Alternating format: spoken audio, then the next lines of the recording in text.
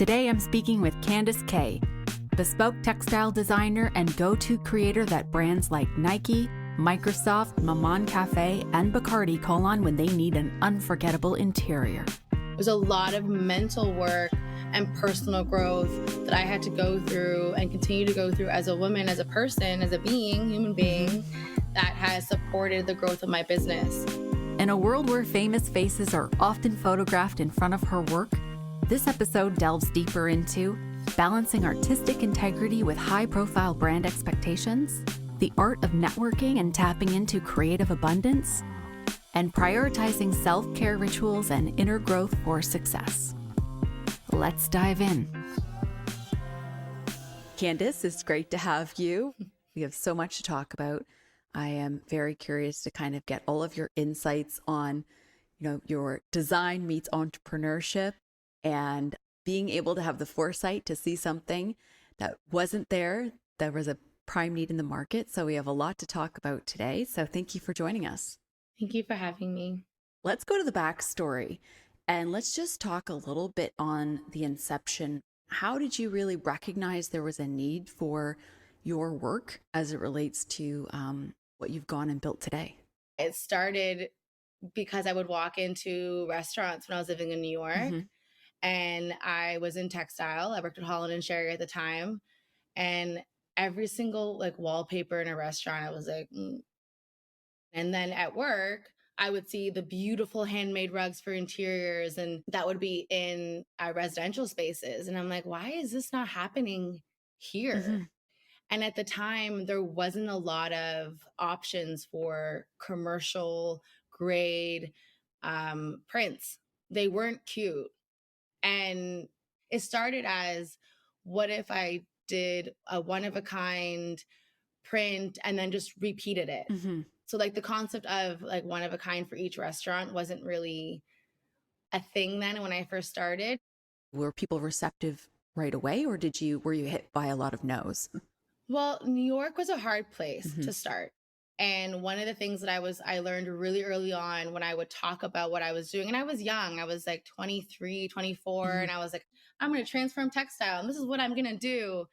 And I was at the Soho House with a friend, and there was this guy, and he just looked at me and he was like, in this town, you can't tell people what you're going to do unless you have something to show for it. And I'll never, ever forget that conversation. From there, I would go home and make my own wallpaper. I started doing my own prints, painting and doing and creating. And I would make up launches and launch a collection that nobody bought, all in the while of working full time. So by the time when the clients start coming, I had practice, but then not even realizing that I was practicing. Right. What was the process of gathering clients? My first client was a cafe called Maman in New York.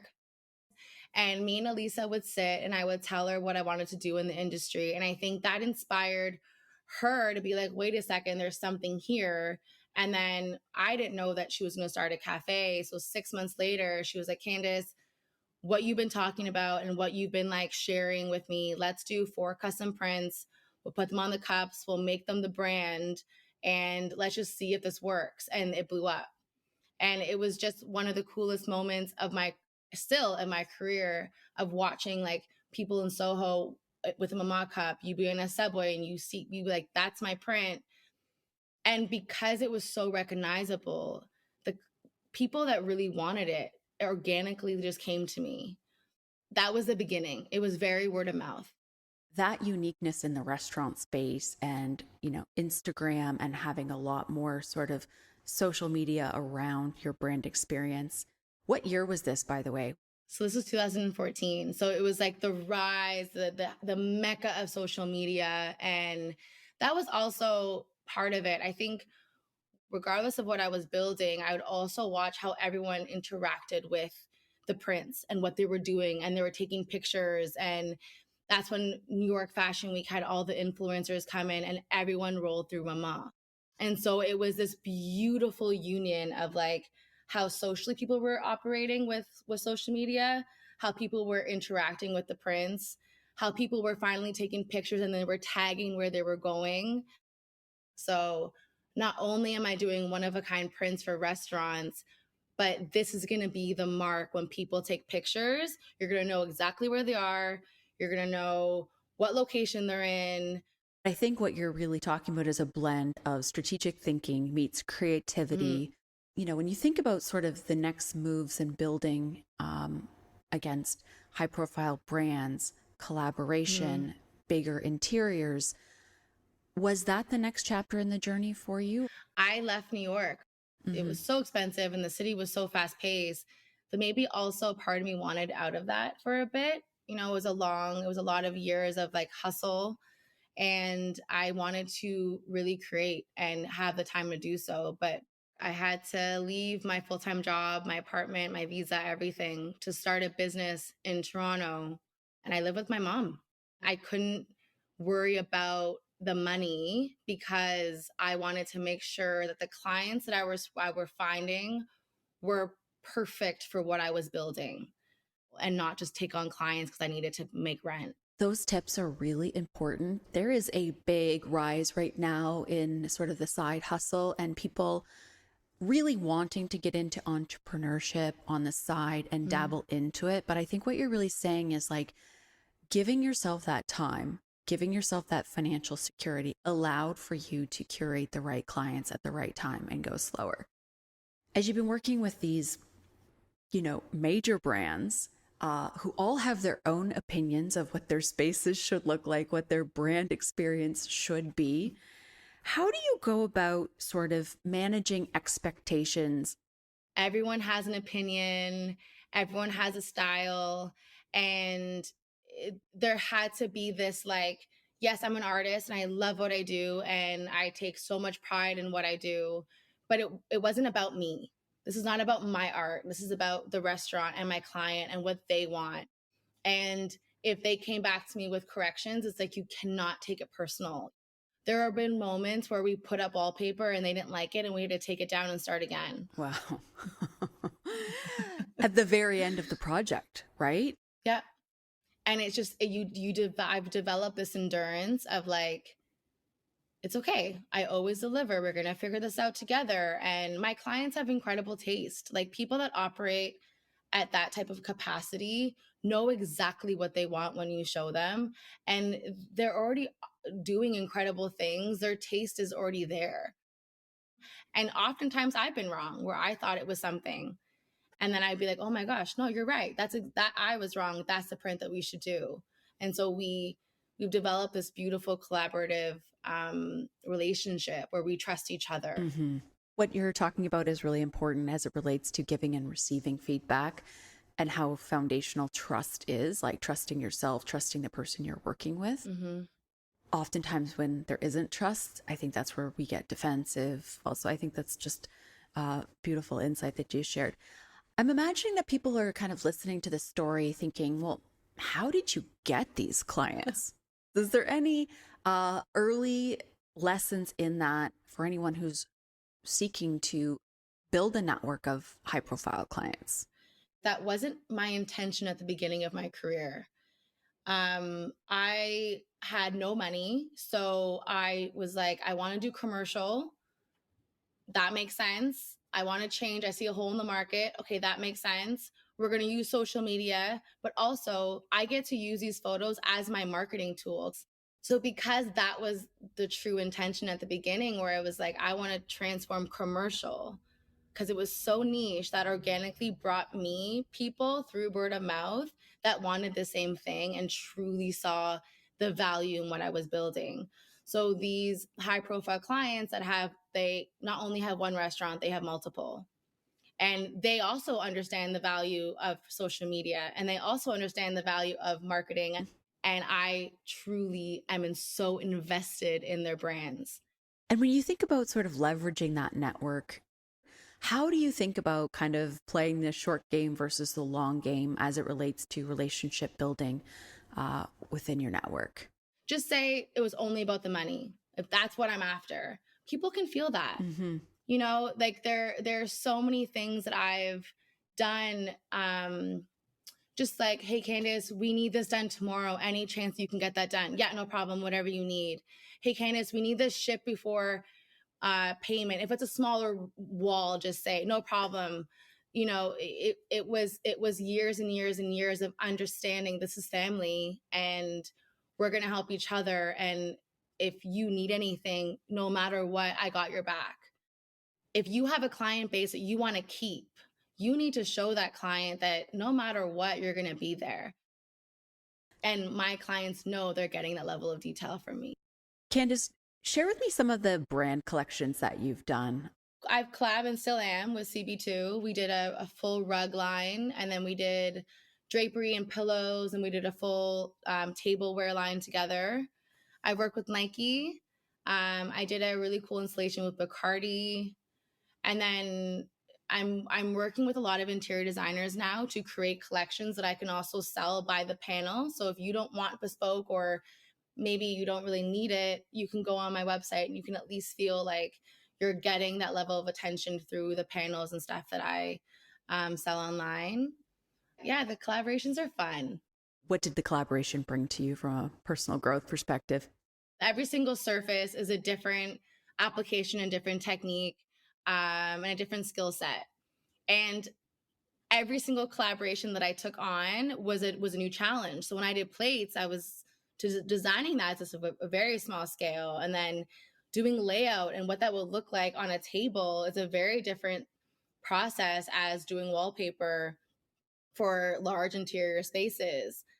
That was sold for residential. Like, is anyone going to buy this? Because the color choices that you use in the commercial spaces are different. So the whole process is a different mindset, skill set, clientele. And that's just been so fun to explore because it keeps me on my toes and challenged and just constantly learning. Do you have any sort of like daily tips? Like, do you reflect every night? Like, how do you kind of keep on top of the iteration and self-learning when you're taking on so many new things? It's just making sure that, your mind's right, your ego's in check.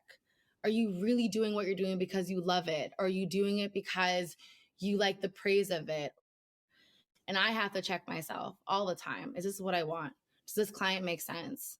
The spaces that, at least what I'm seeing on social media, like those spaces, celebrities photograph themselves in front of those spaces. Your work is quite prominent out there in the world. So I was wondering how you do kind of make sure you stay grounded in, what you are doing versus getting caught up in what you said, I have to check my ego. Yeah, because it's not about me. This is about them. This is about like setting a client up properly so that when a celebrity does walk through their door, that picture is perfect. I set that up for their success, and I just benefit for the fact that like J-Lo's at my restaurants that I've worked on, that's cool. It's still cool. I obviously I saw Cher recently at a Vegas opening and I was like, this is crazy. I love this. But yeah, it's the perks of it, if that makes sense. Where do you get your inspiration for these ideas? A lot of silence. And I think that's why I love LA, because it allows me to get into nature and just zone out. Travel is so important to me. Travel is the idea of you being on a plane and landing somewhere that I've never been before and just kind of shocking the system and being completely present allows me to turn off. And it's really important for me to see different things all the time. Like I'll find inspiration from a little flyer somewhere or a conversation with someone that I just met in some restaurant and they'll mention something. I'm like, oh, I never thought about it that way.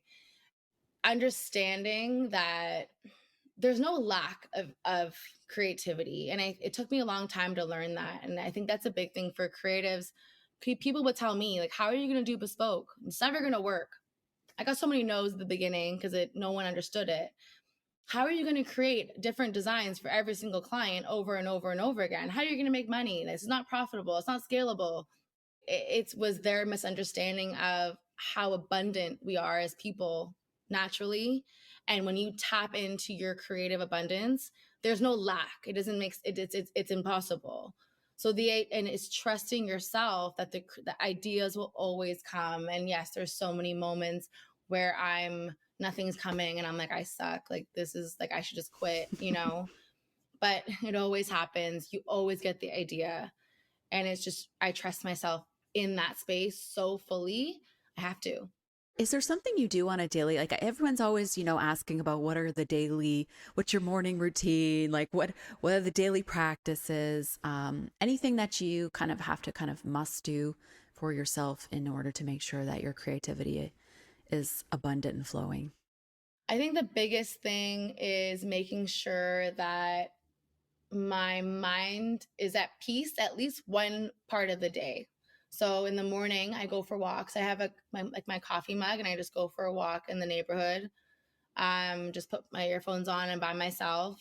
Alone time is so important. I wouldn't say I have routines because it's impossible with my work, but I do have rituals. So it's alone time, go for walks, go on a hike, I work out.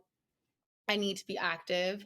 And I also go to the movies alone often, like the theater. And then I go for dinners alone. When you look back at who you were 6 or 7 years ago to today, what are some of the biggest areas that you have seen your own personal growth? The biggest thing in business was confidence. Money is scary as an entrepreneur too. You don't know when it's going to come and where it's going to be. And it's just learning how to calm those nerves. It's going to be okay, but you have to work your ass off. You got to be so patient, but patient doesn't mean do nothing. Patient means do everything that you possibly can and be patient all at one time.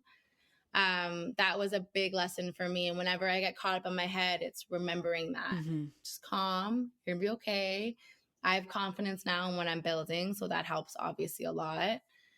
When I started, I was just an overthinker and I would go in these spirals. And that's definitely stopped. And then there's a personal side. As an entrepreneur, you're alone a lot. That's a big reality. You're alone by yourself.